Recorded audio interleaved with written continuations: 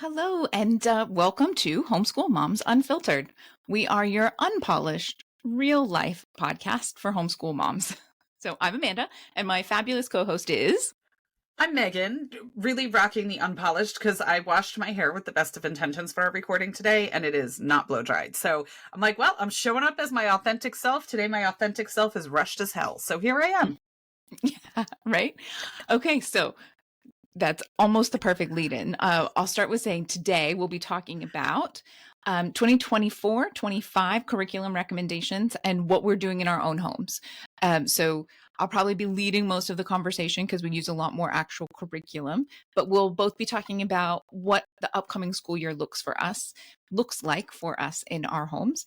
But also we have to do a check-in. We talked about doing that, right? We want to make sure people know we can put on a show, we can come, we can record, but we also have real lives and they're not always neat. In fact, they very rarely are. So let's skip ahead just a little and do today's check-in before we do our topic summary. So my check-in is actually our messy moment for the week. And in fact, you know what? We always do it at the end of the podcast, Amanda. I'm thinking I should just toss it in now because Do it. that's our thing, right? It's messy. Do it. Yep. It's messy. Messy moments, where homeschooling mishaps become our favorite stories. I'm not sure if this is going to be a favorite story per se in my world, but it was messy. It qualifies on that front. So, yeah. A story of survival. We'll get it will forever go down as a story of survival. That week in June that you survived. Yeah, that everything went to hell in a handbasket in a matter of minutes. So I currently live in Charleston. And on Monday, we had like some rumblings of thunder. No big deal. It's the summer. It's the South. Whatever. I said, well, let me take the dog for a walk earlier than we normally do, because if we don't get out later, she'll be really cranky. And so we went out and I'm out and a little bit of thunder, but it was off in the distance. We're on our way back. The lightning's getting a little closer. She's stopping to sniff every blade of grass. I'm like, come on, girlfriend, we got to get home. Like it's lightning. We got to get home. We were not home 5 minutes and all hell broke loose. So let me tell you, if you're looking for a new rabbit hole to explore, YouTube for yourself what a downburst is. It is apparently very much, I never heard of this until this week. It is apparently very much like a tornado where it causes catastrophic damage in a very small section of geographic area in a very short period of time. And that's what landed pretty much directly on our house. So within minutes of being home, we had massive chunks of hail falling from the sky and wind and rain like you cannot even imagine, which is like, oh, no big deal. Like this happens, all over the and it was like that until a tree came through the roof and came into the bathroom, right? All the way into the bathroom. My parents live with us and it was one of their bathrooms. So next thing I know, my mom is like, there is a tree in the bathroom. And it, like I said, it's apparently this downburst situation. It's very short. They timed it. They posted it on the meteorologist in Charleston posted kind of what it is. And it was like a 14-minute storm that caused catastrophic damage in this area.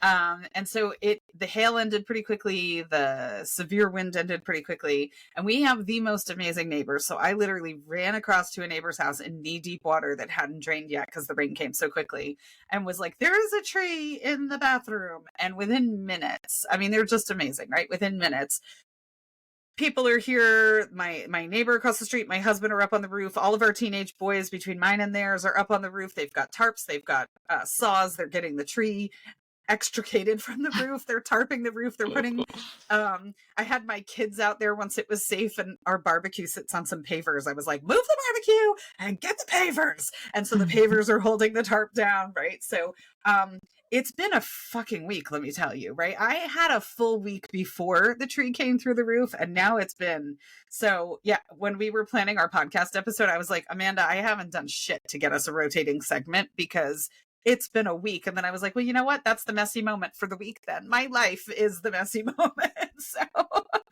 So yeah, if you're a roofer and you live in Charleston, I need you, because there was so much damage that now there's a really big backlog to try and get somebody to come fix the roof. But it'll all get fixed. You know what? Everybody's safe. At the end of the day, it can be as big of a shit show as it wants. Like, everybody's safe. We had no notice that this storm was going to be this bad. And in a way, I'm thankful for it. A lot of people have been complaining about it. I'm thankful for it because my parents probably would have been in that bathroom hunkering, right? Doing the tornado hunker.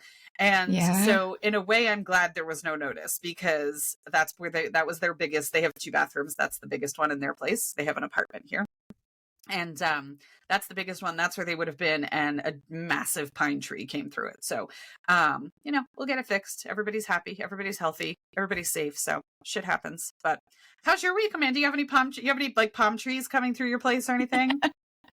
No palm trees coming through our place. So our week is not nearly as dramatic, but still a little messy and probably also really relatable for people, right? So it's our first week of our version of summer break, which we still kind of half school during the school year, but this is like the first week of having fun. And so I had 2 play dates scheduled for tomorrow. One in the morning, we're going to go over to some friends. They also homeschool and their condo has a swimming pool. So we're going to go swim and play and have fun. And then we're going to do kind of a one-night staycation at a resort here in town because I had a free hotel night to use up. And another friend who's just finishing brick and mortar school, they're going to come and join us. How fun. And of course, like this morning, I woke up to the text message saying like, oh, I'm so sorry. I'm like, okay. So I have a really strict rule that I don't ever tell my kiddo exactly what we're doing. I just let him know that we have fun things coming up on a certain day. Like, hey, don't make other plans. I have some surprises for you. And he gets a little annoyed that I don't share what those surprises are. But this happens so often in real life, right? People get sick, other things come up, people have to cancel for one reason or another. So it's okay. It just means that when I'm done with this and when I'm done with my meeting that I have after podcast recording, I have to go figure out what other you need a fun thing. Yeah, I need a new surprise that we can do and we can slot in before we go do the other, so it'll be fine. It's not a catastrophe by any means, but I also have a pretty full week. I have a lot going on and I wasn't really planning to research opening hours and, find something else fun and exciting that's not our normal, that's not in our normal rotation of things that we do. And I'm feeling the extra pressure because we just did that like end of year black chalkboard thing that everyone does for like, what are we doing for the end of the year? And the kid said on what he was looking forward to for summer was adventures with his mom. And so we're really... All right. That's so sweet and yet so much pressure. Good luck with that. That sounds fun. But so sweet. Right, exactly. I mean, I was like, it totally melted my heart, but at the same time, like, oh, damn, I really have to step up my game. Right? The pressure's on. Oh my gosh, that's too funny. Yeah. So I was thinking like for any of us, and I know we both parent neurodivergent kids, right? The change of plans in the world of neurodivergence is like not a cool thing. So I love the fact that you kind of do that, right? We have a thing in my house where my husband can't wrap his mind around the fact that when we tell the super neurospicy kid X is happening at 4:00, it has to happen at 4:00. If not, like the only reason this isn't happening at 4 is if you're like dead on the floor, right? Otherwise, this has to happen at 4 because that's what you said, right? And I said to him, I'll tell him all the time, I'll be like, I should be ready around 4. I'm recording my podcast with Amanda, so it might run a few minutes over, but if not, I'll be ready to go as soon as we're done, right? And like, you just have to put that cushion there, like waiver of liability in there, right? Yeah. And for all this time, it's like he still hasn't figured out that like you have to put the waiver of liability. Like plans are subject to change until that moment, right? Because in the world of neurodivergent life, that's not always okay, right? When you tell him 4, it does not mean 4:02. It means 4, right? And so I'm like, watch it. So that's smart that you do that. I love that. Very cool. Yeah. Very cool. I love it. Yep. So we're messy today. All right, for sure. I've got that. But you mentioned we're talking curriculum today, Amanda? Yeah. So, curriculum is probably the number one topic in the homeschool world. it comes up all year round. We're talking about it all year round. But in summer, especially over summer break, that's when people really start being like, oh, I want to get a jump start on it. I want to do some planning. I want to get it ordered because the delivery times are going to be longer, or I want to buy it so I can send it off to be printed somewhere. And it takes longer in the summer because everyone is getting it printed. So I need to allow 6 weeks instead of 2, or, whatever that may be. So we are recording this during the month of June.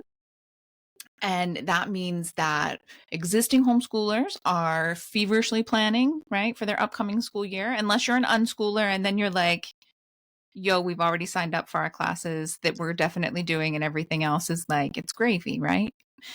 It'll just roll. But for people who are a little bit more like me, I already have mine. And I will actually say our teacher that we have through our charter school here in California, she's already asking me for my first 2 months of lesson plans. I'm a little like, whoa, back off, lady. Like, summer break just started. Like, I just took my chalkboard photo yesterday. Back off. Okay. Yeah. Right. Like, just, I will get to it. I promise you we'll have it before we start school. But like, wow. Okay. So we are going to go ahead and look at some of the things that we're doing. We're going to look at the picks, and I want to preface this before we even get into the actual talking points with, this is what we're doing, right? I have tried a ton of things. I have thrown out a ton of things. I have sold a ton of things secondhand, or barely even opened, because it was like, I bought it and it was like, oh, that was not, or I picked it up at a, curriculum exchange and brought it home and then looked through it and was like, yeah, no, this is not right. It's okay. And by no means do we expect this to be you should homeschool with the exact same materials that we're homeschooling with.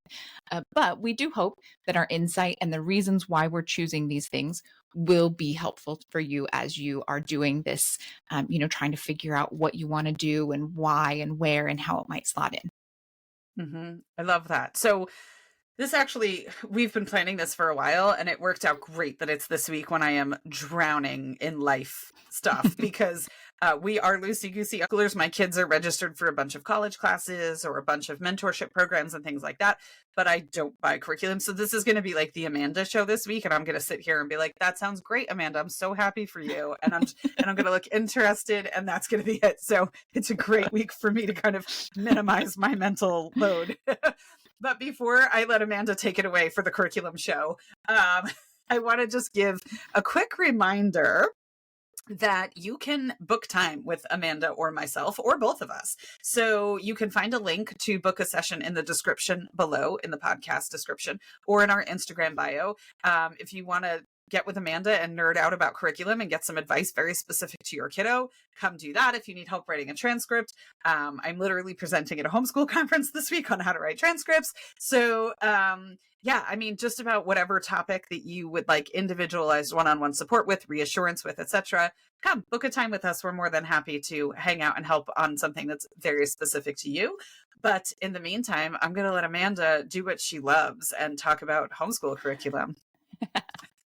All right. Yeah, I do actually. I like it probably a little too much. It's probably a little weird, but that's okay. We've talked about that. I like being weird. So, I have said before, we have a really dense, really heavy homeschool method.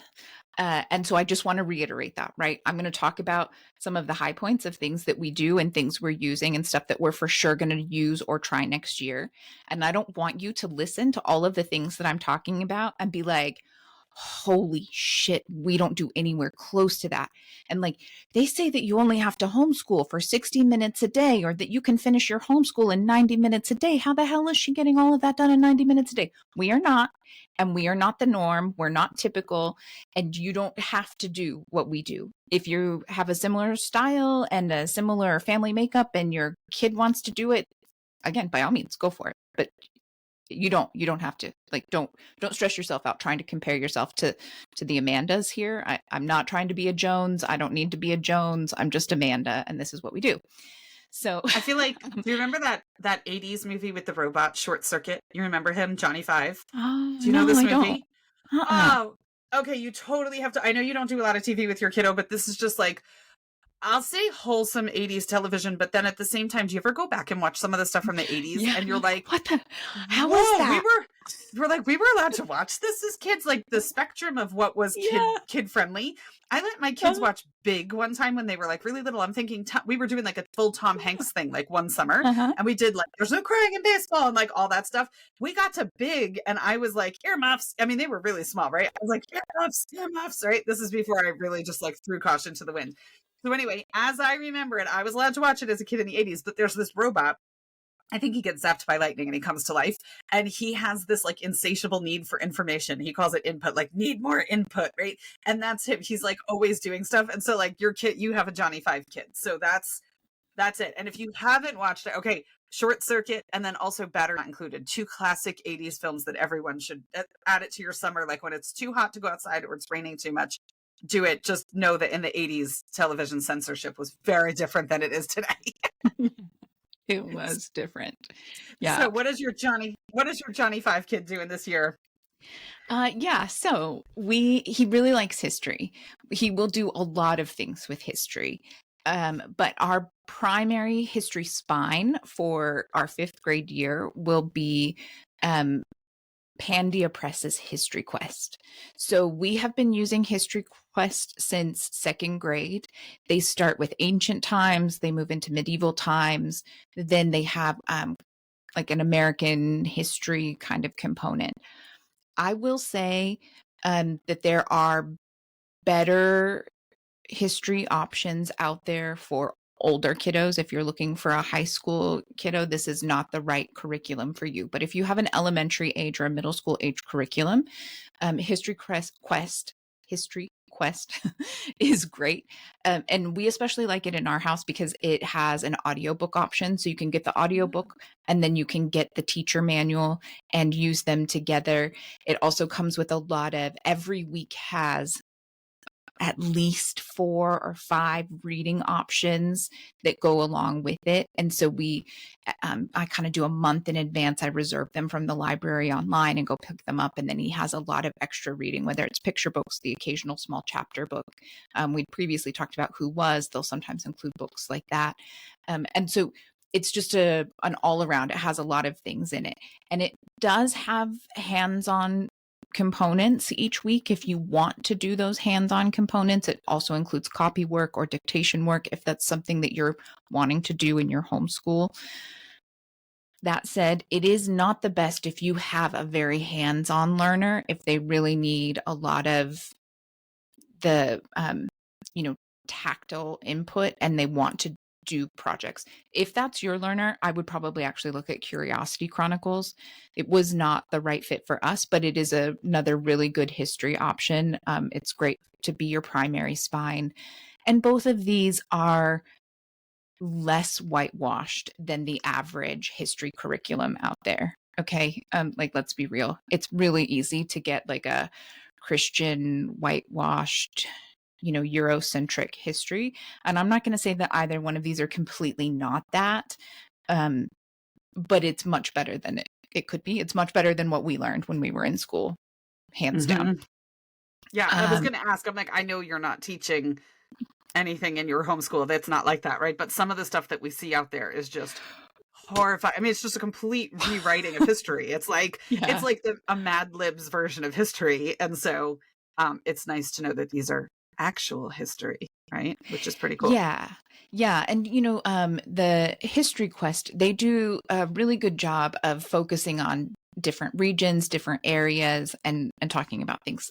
Again, there are some things that I'm like, that's not quite right. Like just last week, we were reading something about which European scientists were the first to say that the Earth actually orbited the sun instead of the other way around. And I was like, you know what? We have a book that talks about the fact that that's not true, that there were other people in other cultures who had already figured that out hundreds of years beforehand. Let's go read that book and like revisit that. And it was a great chance to be able to talk about that, that like, a lot of people don't know that. And that's not like, it's new information, but once you have that information, like it's important to reiterate that information. Well, I think it's important too it's like a great lesson to be able to question what's in textbooks. I mean, when we were Yeah. younger, the textbook was the authority. It was like Mhm. there was no we wouldn't have even thought to have questioned what because really smart people put these together to teach us the Mhm. truth, right? And Yeah. so I think like just even having that lesson for your kid, if it's 98% good, but then that 2% is like, we're gonna question this, it we should be questioning more things in life, Mhm. right? Like, is it true? Who said it? What's their motivation? What's their background? Who paid for this, right? Money is always, Mhm. like when you see scientific studies, who paid for this? Was it a giant pharmaceutical company that sells the drug that cures the thing, right? So it's like, Yeah. I think that's a great lesson to be able to say, to do with a kid and be like, not everything that's in a textbook is always 100% correct. Let's fact check. Yeah, no, absolutely. And we say that a lot in our house, right? I'm always reminding him, hey, remember, history is written by the winners. Yep. And so you have to take that into consideration. And that doesn't make their version of history less. It just means it's not the only version, just like everything in life. We talk about that too with stories and situations and whatever happens in real life, right? There's what happened in your mind, there's what happened in their mind, and there's the truth, which is probably somewhere in the middle. Yep. And you can have as many perspectives as you need to get to kind of a more accurate truth. And history is definitely one of those areas. Like I'm not going to say with science you should go around getting as many truths as you can, because that's a whole other, which science was my next thing to talk about. So history, get lots of facts from lots of places. Science, maybe just remember facts are facts and your opinion isn't actually a fact. So I have a part-time job aside from all the other 900 things that I do during the week. And part of it is it's in the world of education, and I work on social media content, right? Mostly inbound content, and the amount of flat earth stuff that I hide I mean, it's just, some of it is just, yesterday there was a hashtag gravity is a hoax. I didn't even know we were questioning gravity. I didn't know. Well, I knew we there were you questioning go. that the earth was flat, Mhm. but whether the earth was round or not, but I didn't know we were questioning gravity. And so I just, some of the stuff that I see on some of these posts are just, I'm like, I learned about conspiracy theories I didn't even know existed in the comments. They're fantastic. So Yeah. science. Yeah, right. So just last week, actually, my kiddo said, so are there can't still be people who think that the sun revolves around the earth, not the other way around, right? And I was like, buddy, there are people who think the earth is flat. I am certain there are people who still think the earth is the center of the universe. And he was like, but how? I was like, I don't know. I truly, I honestly, I don't know. It is so sweet to see like the innocence of kids though. We were in downtown Charleston the other day, and they have these horse-drawn carriage tours that are like a signature thing in Charleston. And there's animal rights groups that try to stop the horse. I mean, it's 100 and something degrees, and these horses are pulling these super heavy carriages and whatever. And one went by, and my daughter said something, and she's like, I don't understand how people don't like acknowledge the rights of the horse. And I was like, Astrid, we're struggling to get human rights in this country, like for actual humans. I'm like, the horse is so far down on the list for most people. You and I, not so much, but like the average person, the horse is way down. But it's like so sweet to see it through their eyes where they're like, I don't understand how this isn't a priority, or I don't understand how people can think that. I'm like, no, they do. Yeah, It's going to be, exactly. you've got a lot coming to you. So just buckle up. Right? Right? Oh man. But so on that note, we are actually wrapping up. We had been doing Generation Genius when my kiddo was smaller. We did Mystery Science. Mystery Science is really popular in brick and mortar schools as well as for homeschooling. It's pretty affordable, and I liked it because it was what's the best way to put it? Not kind of low tech. Like there wasn't a lot of flash. There's, it's not overstimulating, and we weren't doing much screen time at all as far as anything, including education goes. And so that was sort of my compromise. We did Mystery Science because it was not overstimulating, but it was an online science curriculum. My kiddo got a little bored with it last year. And so we went ahead and we did the free trial first. I'm all about the free trial, and he liked it. So we moved to Generation Genius. We paid for the annual year. And so because we did the free trial first, we'll be finishing up our year of Generation Genius subscription. If you have a kiddo who likes Emily's Wonder Lab or anything like that, they're going to enjoy Generation Genius. And one of the things that's great about it, if you're a more academic homeschooler, is they show you the science standards that you need to work on for the year and how it applies to each lesson. Or there's actually a page that has the link, like for fourth grade, you should do this, and here's an episode that covers it. For fifth grade, you should do this, and here's an episode that covers it. And if you go in, once you have a paid membership, there's a PDF that you can print off, a worksheet that goes along with it. There's a handout for reading, there's a video, and there's also an answer key, which I very much like. I don't want to have to think that hard when I'm checking his work. So like altogether, it's a great curriculum. It's a good package. Once we finish up Generation Genius, we're going to actually move on and try Science Mom. We have not tried Science Mom yet, and it's a little heavy on note-taking, which could be challenging for us because I do have a 2E kiddo, but that is one of the reasons that I want to try it, because it does really encourage more practice with that. And so I want to see how it goes. If that's a bust, we may probably look at biochemistry literacy for kids. Right. So biochemistry literacy for kids they tout themselves as college curriculum made accessible for kindergarten to 12th grade kids. That's so cool. Yeah. So I have high hopes for it. I've been kind of waiting for a time when things were a little slow. We struggle with history and science are things that we a lot of times sign up for extra classes for fun in. And so I struggle with making sure that whatever our main spine is, it covers things that we need, that I consider necessary for our homeschool, without it being too overwhelming when we're doing an extra 2 or 3 classes in each of those subjects. So that's the only reason we've held off on biochemistry literacy for kids so far. But that should be interesting. And a little later, I'm going to talk about some of the different online options, and we'll talk about some of the fun science things that you can get from other places too. So that's our science. So we're doing Generation Genius, and then we're going to do Science Mom. She has some free options. She has some paid options. So you can definitely try it out before you dive all the way in. And then from there, we have math. Math is another one that we're wrapping up a curriculum that we have been doing, and we're going to have to change. So my kiddo has been doing Beast Academy. Beast Academy is one of those math programs that your kid is either going to love or they're going to hate. And that's okay, right? Like there's different things for different kids. If you have a mathy kid, they might really like Beast Academy.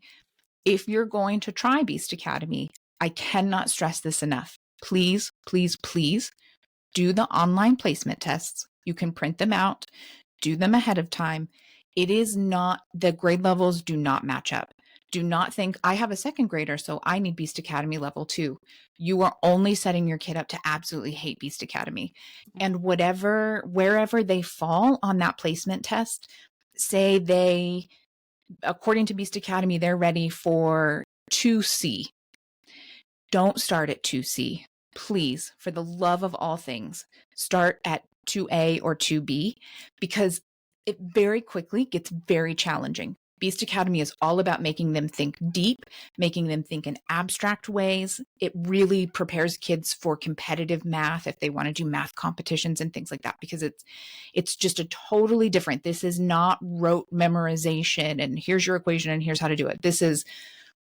It's shockingly complicated for what it's doing and what it's teaching. And some kids love it and some kids don't, but definitely start earlier than you think so that they can breeze through those first few chapters and like, this is so great and this is easy and this is fun. And they're feeling a lot of success. That way, as it ramps up into harder stuff that they don't know yet, they don't get immediately frustrated and like, this is stupid. I don't ever want to do this again. Oh, I love that advice. That's awesome. Yeah. Very cool. Can I back up for a quick second? Because you mentioned 2E earlier, and I imagine there's plenty of people who don't know what twice exceptional is. Could you, and people are like, what on earth was that? What'd you say? So Oh, yeah. can you give That's a quick 2E explanation? Yeah, sorry, I just totally slipped that in there and didn't even think about it. So 2E stands for twice exceptional, and that means that a child has been diagnosed as both gifted and as having a learning disability. And a lot of times, not always, but a lot of times, that learning disability can hide the giftedness because of the way that they interact together. So it does impact what you need to do with your child and how you need to help them access information for success. So a lot of our decisions and how we access things, whether it's an audiobook here or trying a class that is a little easy for him, but it includes note taking, which is not a strength, and putting those two things together to see how it goes. These are all things that I'm taking into consideration, given that my child has been diagnosed as a 2E learner. Awesome. Thank you. Yeah. So thanks for catching that. Yeah. And there's Facebook groups for homeschooling 2E kids or just 2E kids in general. So if you're a 2E mom, there's plenty of resources out there for you too. Yeah, absolutely. And if this is the first time you're hearing it and you're going, oh my gosh, I have a 2E kid. I didn't know that was the label. I didn't know there are lots of resources. So please come find us. You'll see me there, I'm sure. Exactly.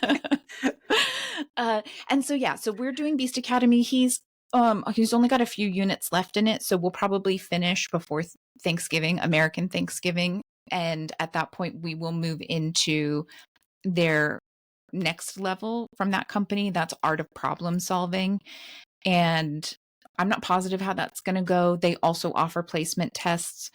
So we'll give that a try, and we'll probably try one semester of it and see if it's a win or not before we decide what we're going to do next. If Beast Academy doesn't work for you, you have a kid who's not super mathy, or you need a little bit more just kind of traditional structure to your math curriculum, I'm going to say I do really like Singapore Dimensions math. It's fairly new as far as Singapore math options go, but the Dimensions curriculum, it's nice. It's got a pretty easy parent handbook to follow along, the student textbook, and then a workbook. The workbook is a little dense. I personally would recommend, if you're going to use the Singapore Dimensions curriculum, take the workbook, assign the even problems or the odd problems. If your kiddo gets them all right, move on to the next unit and don't worry about it. If they're struggling, then you can use the other half of the problems. But it does have a lot of math problems that you probably don't necessarily need to do all of.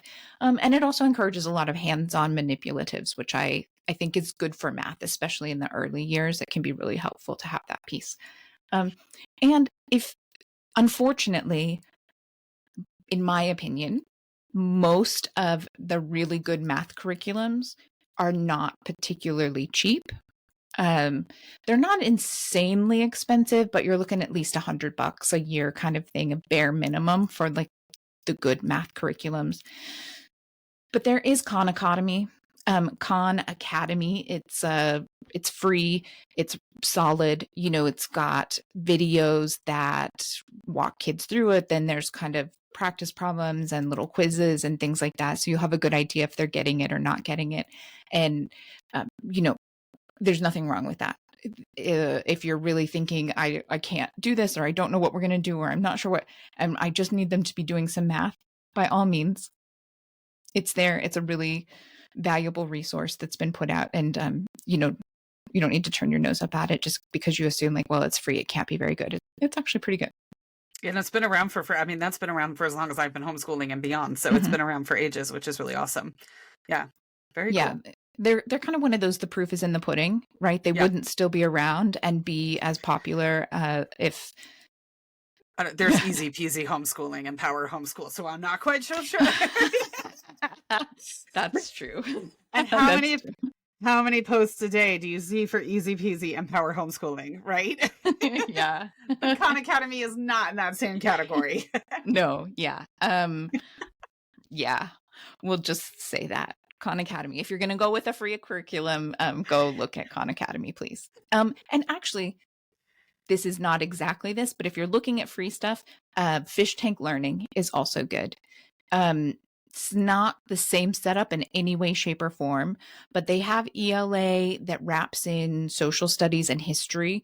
And it is also a great example of not being insanely whitewashed. So, off the top of my head, I'm thinking we did a Thanksgiving unit that read a few different books.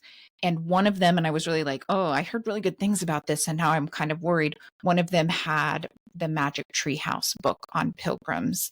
There's like a fact checker book that's actually not a very good fact checker book.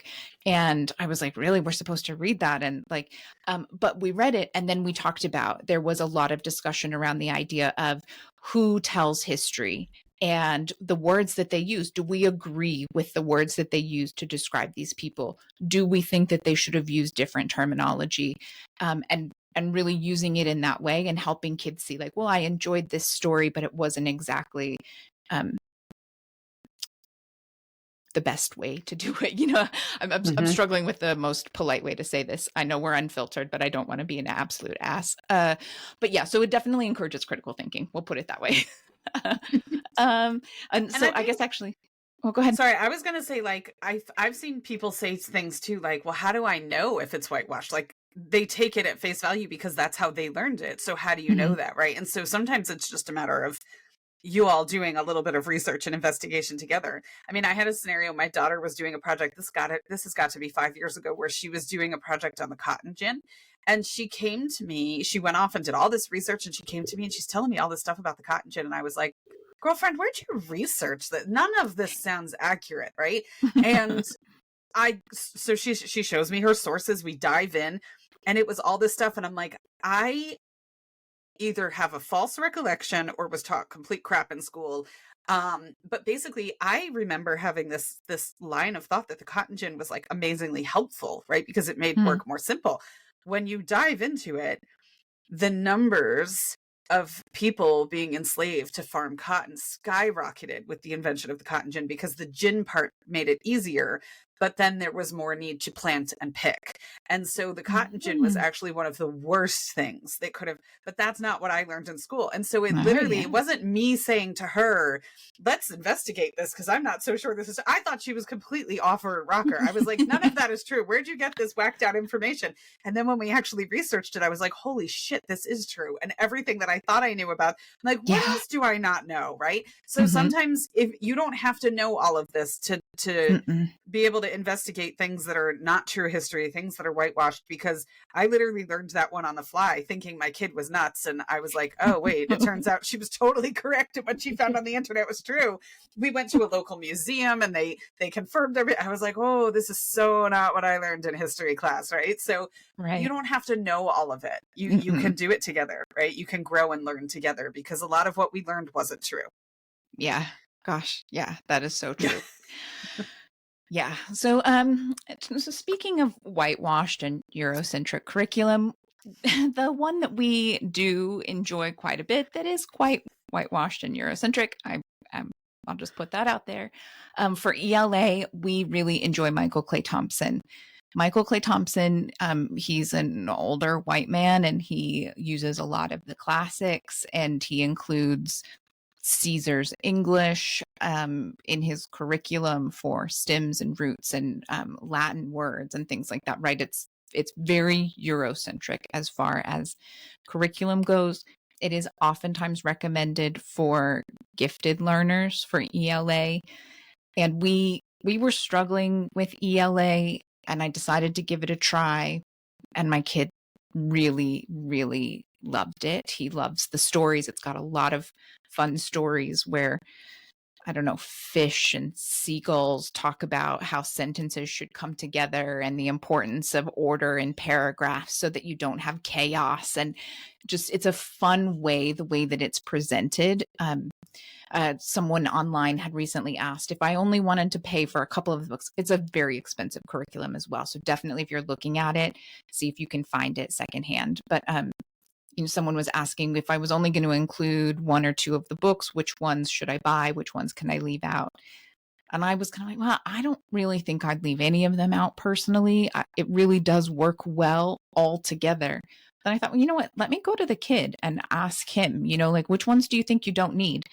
And he was like, honestly, you need all of them. They all go well together. Without it, and I was like, oh, okay, Aw. there you go. Right. Like he thinks they all go well together. And it's funny, there's every unit ends with poetics. So you do your whole year and the last is like a month worth of poetics that you work in with some other things. And every year when we get to the end and I'm like, okay, can you get the poetics book out? He's always like, poetics.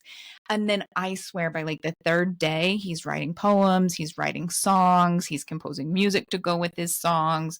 His stuffies are in a band and they put out a CD. It's, yeah, he really likes it. And even when he thinks that he's not going to like it, like he goes all in on it. That's kind of his personality. If he likes something more, we're all in.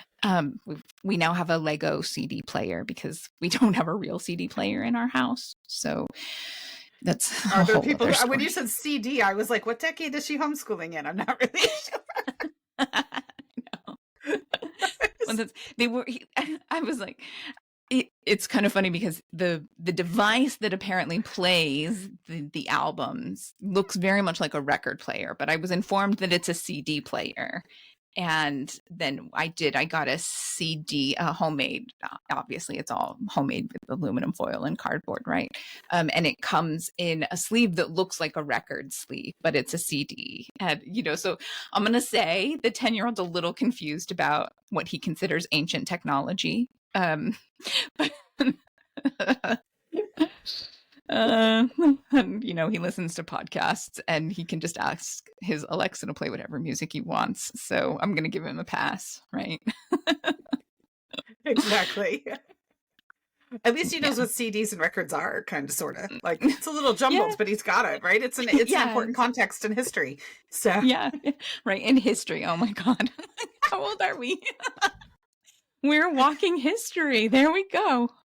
If they put out an 8-track, I'm gonna need to know right away. Okay, like I'm gonna need like an urgent text message if an 8-track comes into the discussion. Yeah, we'll do. Oh gosh. Okay, so back to ELA. We have a couple other things that we're doing. So actually, this year we're trying out a new option. I think it just came out in the last year or two. It's called Hearth and Story. It's kind of an all-in-one ELA curriculum that's really affordable. It's a digital download that you then print yourself if you want. They only have 5th and 6th grade out so far.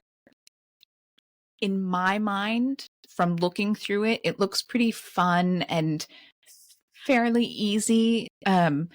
Not that they aren't learning good things and doing stuff, but I think, easy enough that like he'll enjoy working through it. It won't be a slog. And so we're going to go ahead and give that a try and see what that is like. I'm seeing some good things. I'm hearing some good things. So Hearth and Story is what that one's called.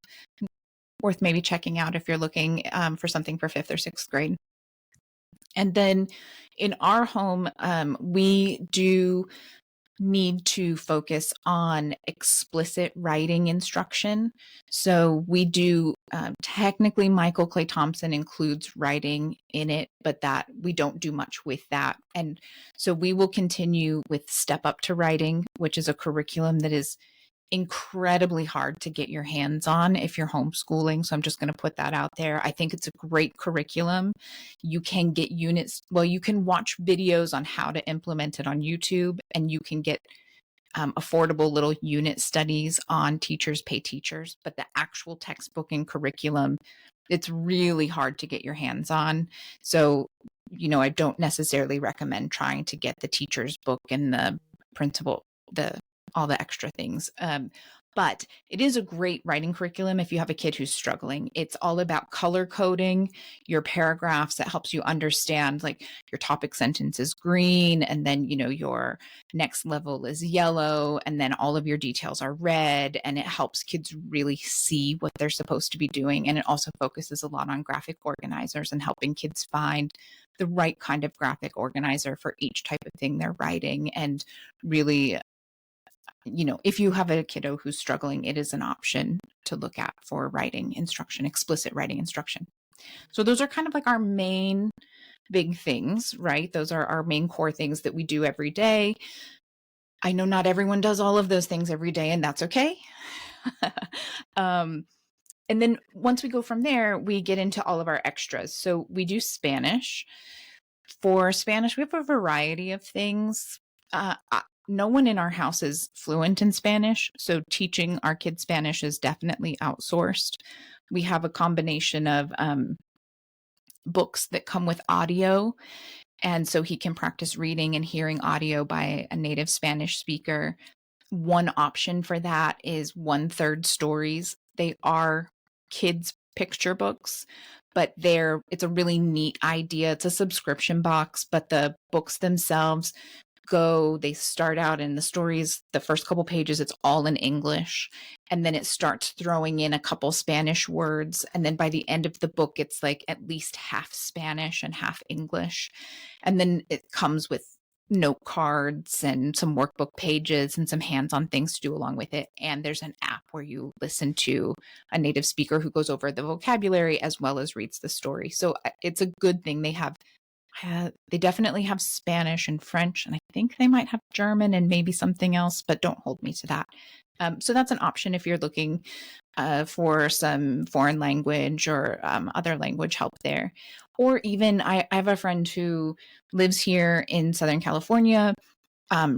She's from a French-speaking country. Her kiddo goes to a French school, and she was like, how in the hell do I find French books? And I was like, oh, actually, I wanted my kid to learn French because French is what I know. And so I had bought 1/3 stories in French, and then he was like, yeah, I don't want to do French. I want to do Spanish. I was like, of course you do. I have all of these.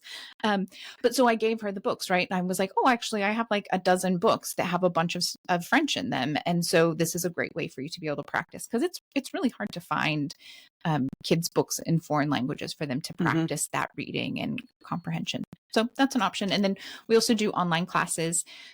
We personally have found a great teacher for us on OutSchool. So we do our Spanish classes on OutSchool.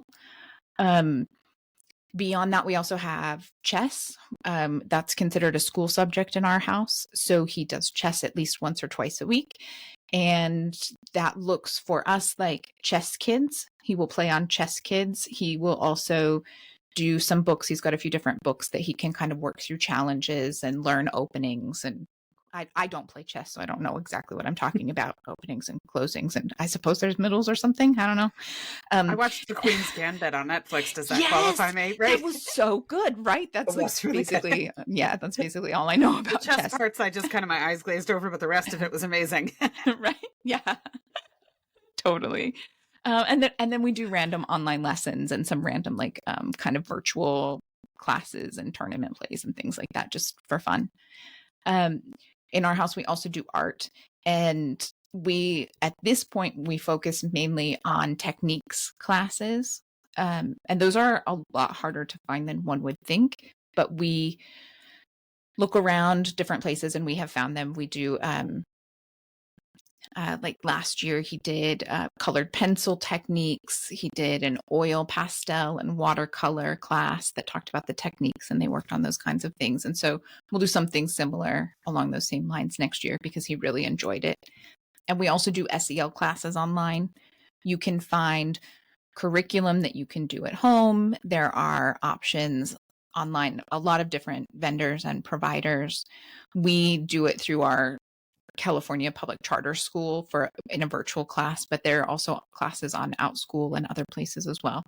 So you want to share what SEL is, Amanda? Oh, I think a lot of people who are like just starting out know this, but SEL is social emotional learning. So it's a big jargon word in public schools. Almost every public school is now doing SEL and has some kind of SEL curriculum that they are using. So yeah. And from there, I was going to say, let's talk about some online classes and resources for online classes. This is something that you can definitely chime in on. I have a few I'll talk about, but where do you usually find online classes for your kids, Meagan? So kid focused online classes, we are pretty OutSchool focused. We have been using OutSchool since 2017 before the rest of the world realized you could use Zoom for education. So we've been using OutSchool for a long time. And my kids have kind of ebbed and flowed as far as the way they use OutSchool. So my youngest is on there the most. He's got a writing tutor, he's got a handwriting tutor for things that he struggles with but wants to improve upon for his own personal benefit. One-on-one is best. He does not do well in a group environment when he's not easily excelling at something. The panic sets in, the spiral is real. So one-on-one where it's just him and a teacher who can meet him where he is amazing. So he's got a handwriting, and his handwriting, oh my goodness, right? So my kiddo has a slew of diagnoses. Handwriting is often a challenge for neurodivergent kids. And so that's been amazing. Math, completely outsourced math because my kid is like, you know, ridiculously good at math, and I am not. So that went to someone else. So that's been amazing. So yeah, we use OutSchool a whole bunch. My oldest is in college now. He's taking 9 credits this summer, but he's on OutSchool. He does a couple of gaming classes. He plays Pokemon with some kids on OutSchool and stuff like that. So he's not taking as many content-driven classes, I would say, on OutSchool anymore, but he enjoys the social nature of being able to go on and game with other kids who like the same games he does. He's a big Pokemon nerd, so that's been fun for him. So we've done that. Online stuff that my kids have done otherwise, a lot of the stuff they're doing is not necessarily geared towards kids. My daughter attends most of the webinars that the Victoria and Albert Museum in London host. They bring on some incredible guest speakers and host really amazing topics. There was one on Coco Chanel. When you talk about, bastardizing history, Coco Chanel's probably one of the greatest examples. She was literally living in Nazi headquarters, having an affair with a high-ranking German officer, and yet somehow she's like the toast of fashion history. So mainly because those records were sealed until about 10 years ago. And so no one really knew that until then. But now it's pretty well known. So it's time we kind of break that empire, break that historical fallacy down of her amazing contribution to fashion. And so they hosted one of those, and it was hilarious. I was in the shower and she was watching it. Next thing I know, she was in the bathroom sitting on the floor, just sitting there ranting about how inaccurate some of the things that the guest speaker was saying about, Chanel and things like that. So yeah, she pays, I think, £6, 6 Great British pounds for, each one or something. And she doesn't even ask. I mean, my kids are teens and they never abuse money or anything like that. Like I just see a registration come through and I'm like, oh, we're taking a class on tapestry through the V&A. Okay. So they've got that. We have the higher level Duolingo. We've got like the pro subscription to Duolingo. So we've got some online stuff like that. But the other thing that's pretty cool is I think the pandemic really jump-started this was people who have skills of some sort, right? Whether it's like they're like this amazing croissant baker or, they're an amazing embroidery artist. People started building out more online classes, I feel like, during the pandemic. And so there's some really awesome options of that, especially if your kid is it's like a hands-on thing or an art or a trade or something like that. So like my daughter follows this artist out of Australia who does sculptural embroidery. And she offers a class twice a year. Last year, it didn't fit into her calendar in the sense that when the person was offering it, it conflicted with her like heavier parts of her semester for her college school classes. But this year she actually took the January semester off in order to be able to take 2 classes elsewhere that she wanted to take. So it was funny because it was like she took off school, and you could see people who have like a traditional mindset of school were like, what do you mean you just let her take a semester off school? I'm like, right, because she wanted to take 2 other classes that also dovetail into the things that she does. So there's so much out there, and it all counts, right? It's all school, it all counts, it's all awesome. So yeah, so ours are probably a little bit less traditional education focused, except for OutSchool and heavy duty math and things like that. But there's just so much out there. It's like we need more hours in the day. Yeah, no, absolutely. And I think that was one of the points that I wanted to make with the online classes, right? If you want to outsource super academic things, you can do that. And that is totally fine. You are allowed to homeschool however works in your home. If you want them to take a year of science or a year of math or a year of ELA, there are classes out there. It's pretty easy to find. There are lots of providers of that. By all means, go for that. But you can also use all of these resources to find interesting things. So I had in my list of places to make sure I highlighted for online classes that we have done or will do. So we've got OutSchool, the Johns Hopkins CTY program, which is the Center for Talented Youth. They have online classes you can take throughout the year.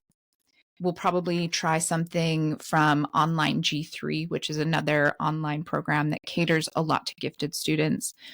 We may revisit Athena's Academy. They have both a homeschool regular academy and an advanced academy for gifted kids. There's Next Level Homeschooling. There's Spark Learning Pals. There's all kinds of options out there, right? And so you can do your regular traditional curriculum if you want. But I went on some of these ones that I recommended and found the interesting classes because I want to make sure people know you can have fun learning, right? That is what homeschool is about. So from Online G3, you can do horrible history and horrible science, and they're based on that those book series about the horrible histories and horrible science. It's kind of like a comic graphic novel kind of thing. It's a fun way to learn about that. They have modern U.S. history through movies, biology, beavers, bees, oh my, multidisciplinary approach to life science, right? You can get the things you need in a fun, interesting way. The CTY program at Johns Hopkins, they have book clubs where kids learn to cite their sources while focusing on books that are about dragons and robots and, all kinds of things, right? Like it doesn't have to be a slog on this is how you research and cite sources. There are fun ways to learn these topics. I'd go so far as to say it shouldn't be a slog. Like if you're slogging, find something else. Right? Yeah, find a better, there's a better way, an easier way. Nobody's benefiting from that, right? You're just doing it for the sake of doing it at that point. The kid is not engaged. They're not going to remember it. It's not going to stick because you're slogging. So if you are, find something else. There's a million ways to do it. So find something else. Yeah, Absolutely. no, absolutely. Yes, absolutely.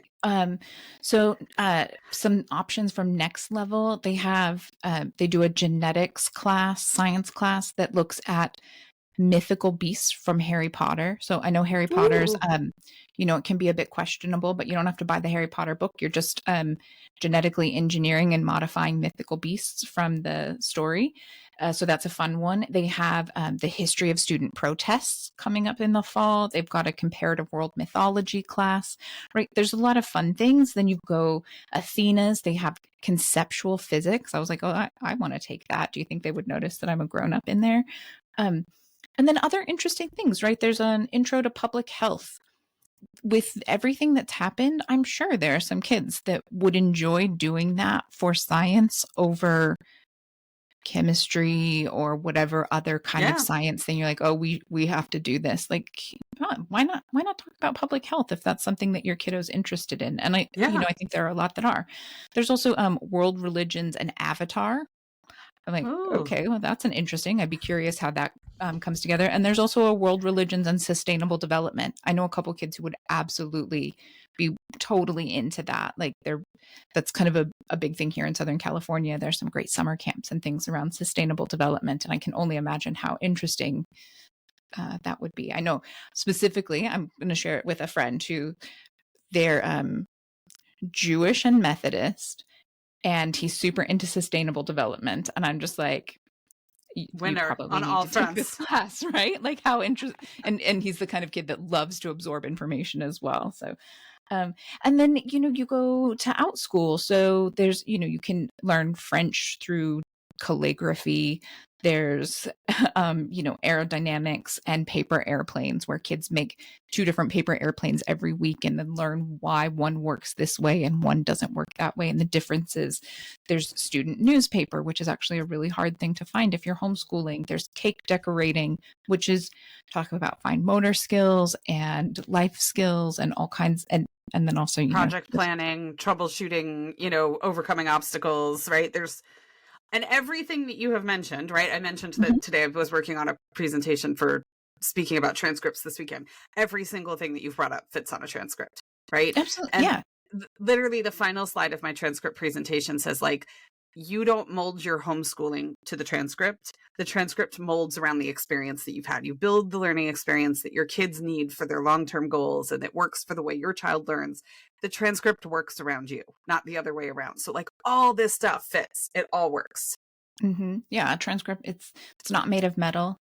You get to fill it in and move it all around. And another interesting one from Outschool that I know my kid really enjoyed was World War II and the Wizarding World. They're interesting ways. If you have a kid who really liked the Wizarding World, it's basically code word for Harry Potter, right? And you need to do some history and you're not really sure how you're going to convince them that they want to learn about history. You can learn about World War II and Harry Potter and talk about that intersection.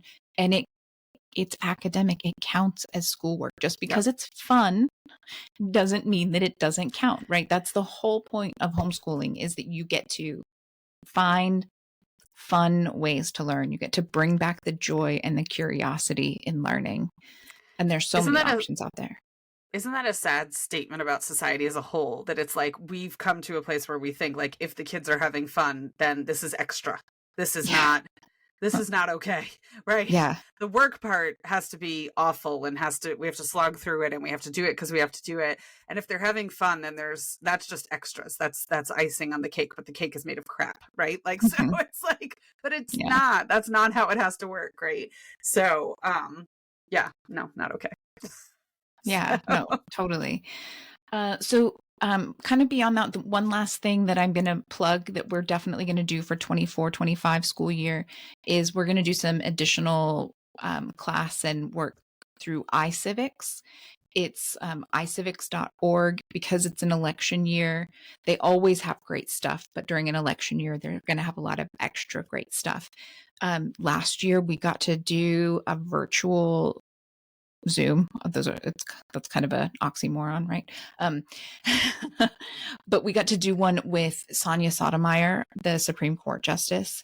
It was amazing. And I'm still certain that my kid didn't understand how incredibly lucky he was, because I was like in the background, like totally freaking out, like, oh my God, we're doing a class with Sonia Sotomayor. Like, this is so cool. Right. Like, and he fangirling. was like, yeah, I was 100% fangirling.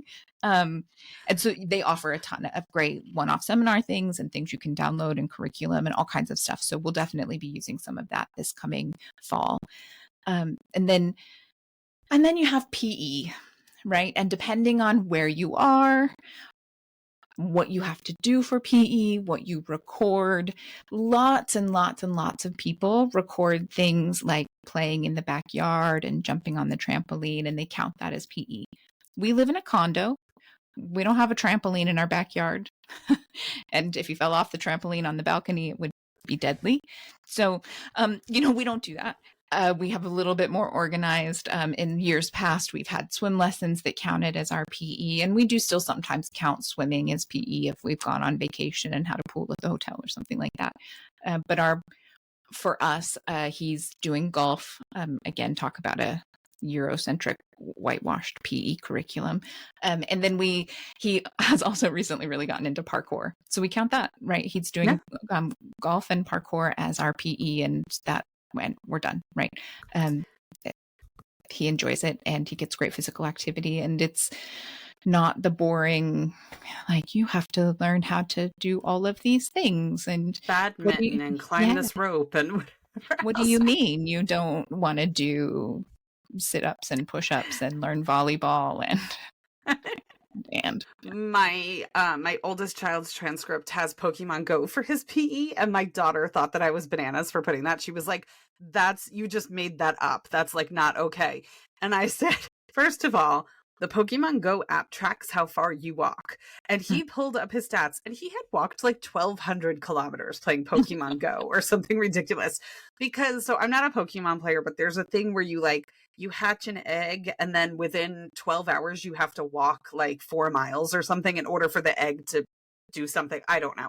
Right. So I will never forget. We were in a hotel 2 summers ago. My daughter was at a weaving conference, and my boys were entertaining themselves all day long playing Pokemon Go. We were in Knoxville. And so they were, going to different places and playing Pokemon Go. And they had done something with an egg, and they needed to walk X amount of distance, and it had gotten late at night, and it was dark, and I was ready for bed and all this kind of stuff. And I just put like a towel in the hotel room door, and they walked up and down the corridor in the Marriott for hours. I mean, I don't even know what time. They probably came back at like 2-3 in the morning, but they had to get their mileage in order for the egg to hatch or whatever they were doing. Right. And so I was like, that is physical education. Like they were being physical, they were moving their bodies, the whole thing. And I was joking. So I went to an all girls school. And so there was a lot that was missing from our education because we were girls. And one of the things was PE was not super strong as a result. And so we used to have a thing where we would go to the soccer field and it was called run walk. And you could play a sport in the middle. You could do badminton, you could do volleyball, whatever. Or if you didn't want to do those things, you could just run walk. And so my best friend from high school, Erin, and I, we nicknamed it drag schlep. And so we were like, we're not running or walking. We're just going to drag schlep and like shoot the shit for all of PE. Right. And so I said to my daughter, if I could graduate high school with 4 years of drag schlepping around a soccer field and it counted as PE, his Pokemon Go counts, right? That's part of what we talk about when I talk about transcripts is like, do you really think the public school can account for every single hour that kid did ELA? Of course they freaking can't, because they got interrupted for field trips and assemblies and this, that, and the other thing, right? They can't account for every single hour. We're not doing anything different that the school system isn't doing. So if drag schlep counts, so does Pokemon Go, right? So yeah, it can be anything. I mean, paddleboard, swim team, horseback ride, whatever, right? I mean, whatever. Farm Urban chores hikes. for kids. Yeah. Yeah, for all sure. of it. It all counts. It's interesting that you bring that up. It threw me back right to being in high school. And for me, I thought that my high school PE curriculum was dumb. I still do for the most part, right? There was not much value there. And I had a lot of other things that I wanted to do at that time. And my school was really adamant that I had to take PE, but I have always been that person. And so I went and I looked at the actual rules, and the actual rules said that if I wanted to take academic classes during PE and study hall, if I was willing to give up study hall, which frankly I found was a really annoying waste of my time as well, because again, my kid, he comes by it honestly. So I went to the school. Well, actually, I was also that kid. So first I put it in the student newspaper, and then I went back to the principal and showed them the ruling and the rules, and had written up a whole thing about how they had to allow me to register for these extra classes that I wanted to take and waive the PE requirement, because the state required I be allowed to take additional academic classes as opposed to PE if that's what I wanted. And so I think my last maybe 2.5 years of high school, I took no PE because I just filled it up with extra classes that I wanted to take. Well, who wants to get sweaty in the middle of the day and then go sit in math class? Like, what an awful existence anyway, right? And who wants to sit next to the kid who did that? I mean, that's a whole other thing, like, a whole room full of them. The teacher, imagine, right? Yeah, not pleasant, right? Yeah. So there's a million ways that you can achieve the same thing. It does not all have to look the same at all. Yep. Before we wrap ourselves up for the day, we want to give a quick shout out to our premier sponsor, Hub of Curiosity. Hub of Curiosity has an incredible variety of classes, from Lego math to engaging book clubs to filmmaking. There's truly something for everyone. They're an inclusive organization and can't wait to welcome your child to an upcoming class. You can find a link to their class listing in the description of our podcast or in our Instagram bio.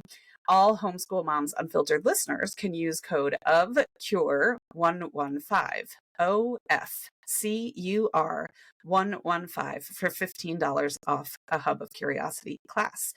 So yeah, that is almost kind of the full skinny on curriculum for the week, right? Or for this episode. Amanda, that was amazing. Like, I learned, I'm not a curriculum person. I've never bought a stitch of curriculum. And I loved it. I even as a non-curriculum person, I was like, it was just fun to watch you do your thing partially too, right? And to like watch somebody talk about something that they truly enjoy and that they love, even if it's not of interest to you, it's like a contagious thing. So I enjoyed it. Thank you for sharing. Thank you. Thank you so much. All right. So thank you for everyone who's listening, for listening to me kind of get on my curriculum soapbox for however long I was on there, probably too long. I appreciate it. And also, thank you for joining us again this week. Before we wrap up with our weekly mantra, we're just going to remind you that you can find us on TikTok, Instagram, Facebook, and YouTube. We have a social media presence as well as our podcast. So please go give us a like or two and follow. Please follow us on your favorite social media platform. We really appreciate it as we work to grow our presence and get our name out there. Mm-hmm. And so with that, I'm going to wrap up this episode with our weekly mantra. Here's to homeschooling. May we lead the charge into the unknown, armed with caffeine, yes please, and sarcasm, double yes please. We shall emerge victorious. With caffeine, I can do all things, right? That's Yes. I love yes. it. Oh my goodness. Well, thank you all so much for joining us this week. We'll have a second episode this week, which is another episode talking about Jonathan Mooney's book, Normal Sucks. He's our author visit that's coming up next month, in the month of July as well, which is super exciting. So we hope to see you again soon. And in the meantime, happy homeschooling. Have a good one.